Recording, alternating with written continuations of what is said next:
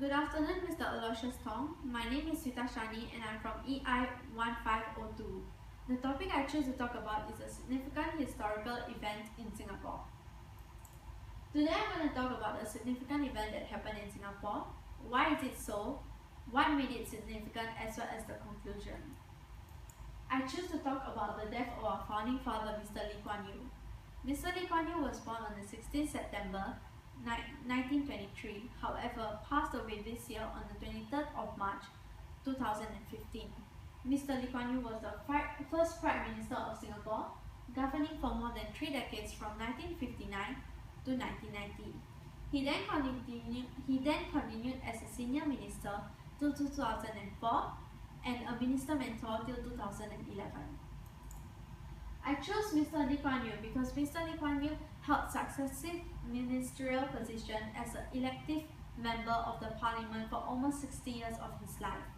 Mr. Lee Kuan Yew was super smart, tightly wound, always in motion, a little abrasive. However, through it all, he fought for Singapore's success. His party, the PAP, known as the People's Actions Party, wore an all-white uniform. The outfit carried a message: we are clean, we are disciplined, we are effective, and we are going to win. This shows that Mr. Lee Kuan Yew was very determined for Singapore to be successful. At the beginning, Mr. Lee Kuan Yew fought for self-government for our British colonial master and later led Singapore into merging with Malaysia, believing that it was better for Singapore's future. However, there was racial riot in Singapore in 1964. On the 21st of July, 36 people were killed and 556 people were injured.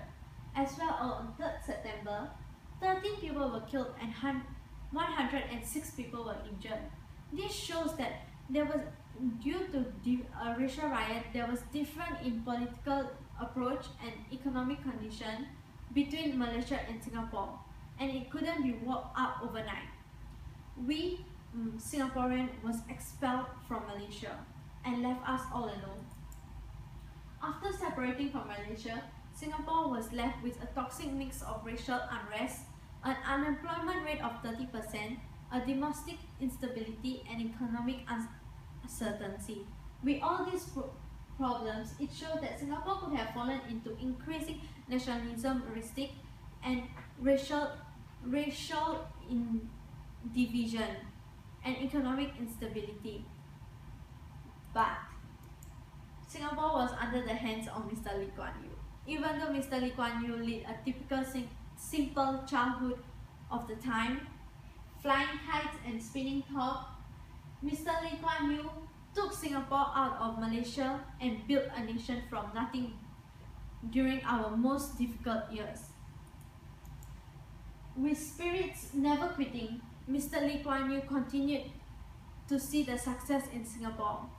Using meritocracy and multiracialism as a governing principle, he made English the common language so that everyone will understand, and he built a strong defense capability to protect our country, a vibrant economy and create good jobs, a good sound education, and an excellent infrastructures, housing and environment.